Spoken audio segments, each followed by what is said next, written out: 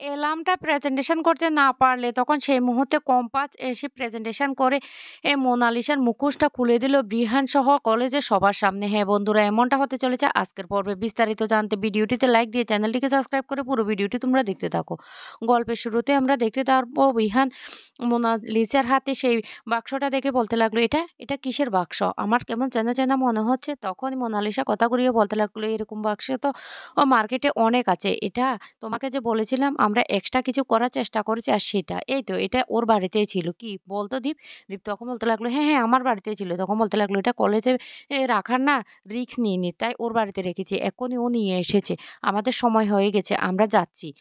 এই বলে সেখান থেকে মোনালিসা কেটে পড়ে। এদিকে বিহানের বারবার সন্দেহ হতে থাকে আর বিহান মনে, মনে বলতে লাগলো, "অনেক বড়, বড় কথা তো বলেছিল কম্পাস। কম্পাস কোথায়? ওকে তো ফোনেও পাওয়া যাচ্ছে না। ও বলেছিল আমাদের কলেজে সম্মান নাকি ও রক্ষা করবে। কলেজের নাম রক্ষা করবে। তাহলে ও কোথায় গেল?" অন্যদিকে দেখা যায় মোনালিসা সেই অ্যালার্মটা নিয়ে এসে ওদেরকে বলতে লাগলো, "এক্ষুনি আমরা স্টিকার লাগিয়ে ওর ওর ভুলটা পাল্টে দেব। আর ঠিকভাবে প্রেজেন্টেশন করতে পারবি তো? যদি না পারিস তাহলে কিন্তু তোদের অবস্থা খারাপ করে দেব।" তখন মোনালিসার ফ্রেন্ডরা বলতে লাগলো, "আরে এতটা টেনশন দিস না তো, দেখবি আমরা ঠিকভাবে প্রেজেন্টেশন করতে পারবো। দেখ, দেখ তাড়াতাড়ি করে স্টিকারটা লাগিয়ে ফেল।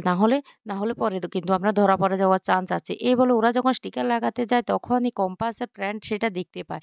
আর দেখতে পেয়ে বলতে লাগলো, "কি? এটা তো আমাদেরই এলার্ম। এটা ওদের হাতে কি করে এলো? এটা তো কম্পাস নিয়ে আসছে বলেছে। না, আমাকে এক্ষুনি গিয়ে সবাইকে বলতে হবে।" এই বলে সে ছুটে চলে যায় তার বন্ধুদের কাছে। অন্যদিকে মোনালিসারা সেইটার উপরে অনেকগুলি স্টিকার লাগিয়ে ফেলে আর বলতে লাগলো, "দেখ ওর ভুলটা আমরা পাল্টে দিয়েছি।" এদিকে বাকিরা সবাই কম্পাসকে বারবার ফোন করতে থাকে আর বলতে লাগলো, "কোথায় যেতে পারে কম্পাস?" তখনই ও এসে বলতে লাগলো, "আরে একটা সমস্যা হয়ে গেছে। আমরা যে এলার্মটা বানিয়েছি সেটা না মোনাদের হাতে। ওদের হাতে কি করে এটা গেল? এটাই তো বুঝতে পারছি না।" তখনই বাকিরা বলতে লাগলো, "কম্পাস? কম্পাস তো বলেছে সেটা নিয়ে বাড়ি থেকে বেরিয়েও গেছে। ১.৫ ঘন্টা হয়ে গেছে, তাহলে ও কোথায় যেতে পারে? চল এক্ষুনি আমরা বিহান স্যারের কাছে গিয়ে সবটা খুলে ফেলব।" তখন বাকিরাও বলতে লাগলো, "আমারও মনে হচ্ছে কম্পাস নিশ্চয় কোনো বিপদে পড়েছে। আমাদেরকে এক্ষুনি বিহান স্যারের কাছে গিয়ে সবটা বলতে হবে।" এদিকে বিহান তার মাকে বলতে লাগলো, "মা, এখনো পর্যন্ত কম্পাস এসে পৌঁছায়নি। কম্পাস তাহলে কোথায় যেতে পারে?" তখনই ঋতুজা খুব টেনশন করতে থাকে আর বলতে লাগলো, ১.৫ ঘন্টা হয়ে গেছে এখনো যায়নি। আমার তো এবার বড্ড টেনশন হচ্ছে। আমার মনে হচ্ছে ওকে কেউ আটকিয়েছে।" আর এই কথাটা বলার সাথে, সাথে বিহান তখন বলতে লাগলো, "কি বলছো?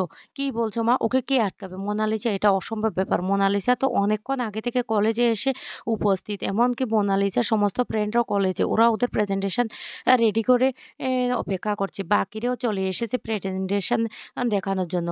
আমি বলছি না যে কম্পাস ভালো প্রেজেন্টেশন করে। তবুও একটা রিস্ক থেকে যায় যে কম্পাস গেলোটা কোথায়? ওর ফোনটাও পাচ্ছি না। আর তখনই এই কথা শোনার সাথে, সাথে ঋতুজা তখন বলতে লাগলো, "আমার মনে হচ্ছে কম্পাস কোনো বড়সড় বিপদের সম্মুখীন হয়েছে। তুই ফোনটা রাখ তো, আমি একবার দেখি।" এই বলে ফোনটা কেটে দেয়। তারপর বলতে লাগলো, "না, আমাকে এক্ষুনি বাড়ি থেকে বের হতে হবে।" তখনই ঋতুজা যা বলতে লাগলো, "ও একটু ধৈর্য ধর, তোর শরীরটা খারাপ হয়ে যাবে।" কিন্তু ঋতুজা তখন বলতে লাগলো, "না, না, না, না, না, মেয়েটা এতটা কেয়ারলেস হতে পারে না। মেয়েটা নিশ্চয় কোনো বড়সড় সমস্যা পড়তে পারে। আমাকে এক্ষুনি বের হতে হবে। কি হয়েছে সেটা, মেয়েটা যে রাস্তা দিয়ে গেছে আমাকে সেই রাস্তা দিয়ে যেতে হবে।" এদিকে বিহানও ছটফট করতে থাকে। আর তখনই মেঘ বলতে লাগলো, "মা, আমি আপনার সাথে যাব। আমারও মনে হচ্ছে কম্পাস এতটা কেয়ারলেস না। নিশ্চয় ও কোনো বড়সড় বিপদে পড়েছে।" তখন এই কথা শুনে ঋতুজা বলতে লাগলো, "যাবে? তাহলে চলো আমার সাথে।" এই বলে ওরা বাড়ি থেকে বেরিয়ে যেতে লাগলো। অন্যদিকে তখন বাড়ির বাকিরা বলতে লাগলো, "কম্পাস কোথায় যেতে পারে? কোথায় যেতে পারে?" এইদিকে মেঘ তখন বলতে লাগলো, "মা চলুন আমরা তাহলে বেরিয়ে পড়ি। অনেকটা দেরি হয়ে গেছে। আমারও মনে হচ্ছে কম্পাস কোনো বড়সড় বিপদের সম্মুখীন হয়েছে। না হলে কম্পাস কিছুতেই এতটা লেট করার মেয়ে না। ওকে আমি বেশ ভালো করে জানি। আমারও মন সেটা বলছে।" এই বলে ওরা খুব টেনশন করতে থাকে আর ওরা তাড়াহুড়ো করে বাড়ি থেকে বেরিয়ে যায়। এদিকে বাকিরা বাড়িতে বলতে লাগলো, "কম্পাস কোথায় যেতে পারে?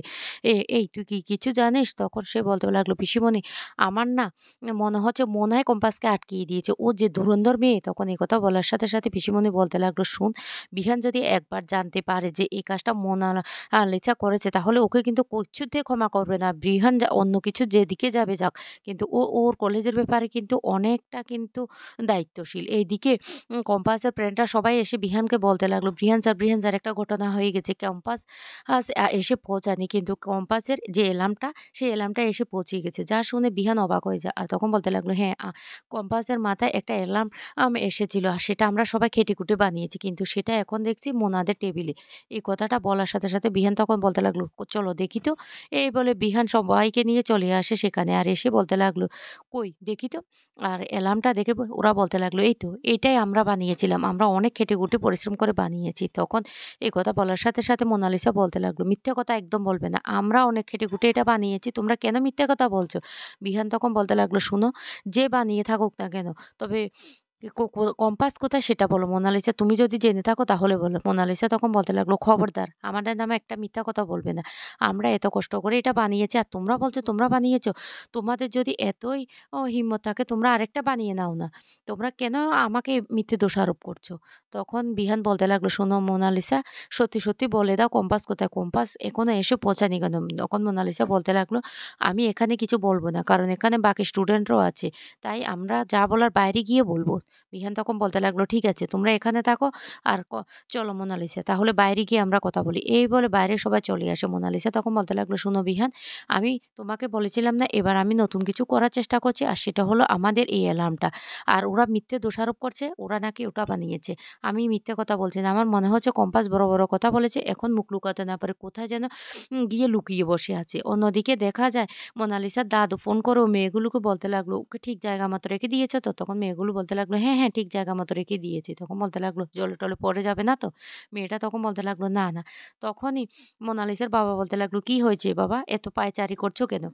আমার মনে হচ্ছে কোনো একটা সমস্যা হয়েছে।" তখন বলতে লাগলো, "আজকে জানো তোমার মেয়ে অনেক দারুণ একটা প্রজেক্ট বানিয়েছে আর সেটা প্রেজেন্টেশন করার জন্য গিয়েছে।" মোনালিসার মা তখন মনে, মনে বলতে লাগলো, "না, আমার মেয়ে তো এই কাজটা করতে পারে না। আমার মেয়ে শুনেছি কার থেকে একটা চুরি করবে। সেই আইডিয়াটা নিচ্ছিল। আমি লুকিয়ে শুনতে পেয়েছি।" এদিকে মোনালিসা বড়, বড় কথা বলতে থাকে আর ওদেরকে উল্টো চোর বানিয়ে দেয়। আর বলতে লাগলো, "বিহান শুনো, কম্পাস বড়, বড় কথা বলেছে না?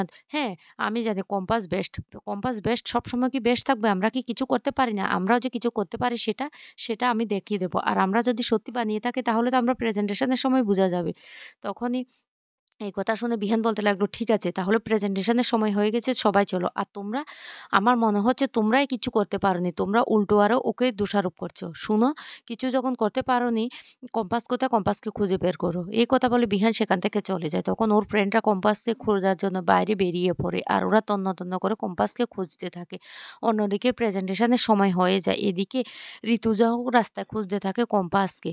এক পর্যায়ে ওরা খুঁজতে, খুঁজতে সেই জলের মধ্যে একটা বস্তা ভাসা দেখতে পায়। আর তখনই ওরা সেখানে গিয়ে বস্তাটা তুললে দেখতে পায় যে সেখানে কম্পাস। এদিকে ঋতুজা আ অনেক খোঁজাখুঁজি করে রাস্তায় বলতে লাগলো, "এই রাস্তা দিয়ে তো কম্পাস গিয়েছিল। তাহলে কম্পাস যাবেটা কোথায়? আমার তো মনে হচ্ছে কম্পাসের অনেক বড় বিপদ হয়েছে।" তখন বিহানের কাকা এসে বলতে লাগলো, "শোনো বৌদি, আমার মনে হচ্ছে তুমি কিছু ভুল করছো।" তখনই রেগে যায় বিহানের মা আর বলতে লাগলো, "শোনো ঠাকুরপো, মানুষ চেনার ক্ষমতা আমার হয়েছে। কে সত্যি কথা বলে, কে মিথ্যে কথা বলে সেটা আমি বেশ ভালো করে জানি। আর কম্পাস এমন মেয়ে না যে বিহানের কলেজের কোনো ক্ষতি হবে, সেই ক্ষতিটা ও চাইবে না।